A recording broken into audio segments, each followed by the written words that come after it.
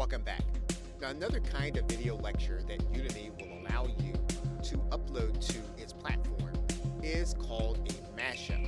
And we're going to go through that process in lecture 2. We're going to click Add Lecture. We're going to give that lecture a title. And then we're going to click the Add Content button. We're going to come back to this dialog box, and this time we're going to choose the video and slide mashup. Now, to use the video and slide mashup, we're going to choose a combination of slide and lecture.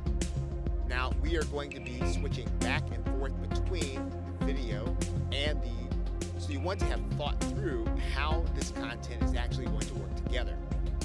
To start the process, we're going to select video,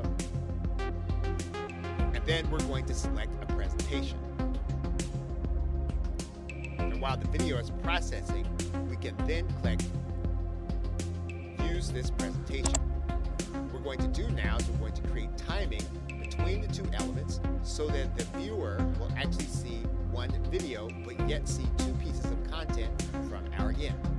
And now you should recall the process where we created a presentation based on the exact slides and activity from our video.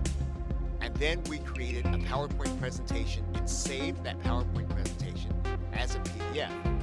In some cases, this would be a great document to pull into your mashup. In other cases, you may want to use slides like the one we created earlier, where we took the entire slide and we created it into an image. So now that we have a presentation, we're actually going to click Use this video. Then what we're going to do is we're going to write in when we want the slide to appear. So we have slide 1 written in. We can now write in when we want slide 2 to appear. We can either write in the absolute number of seconds, or we can write in hours, minutes, and seconds in a specific format. And so what this does is it gives you another alternative to create a better video where you are mixing in both the slides or the content along with your video content. Once you have your slides timed based on your specific parameters, you're then going to click Continue and Preview.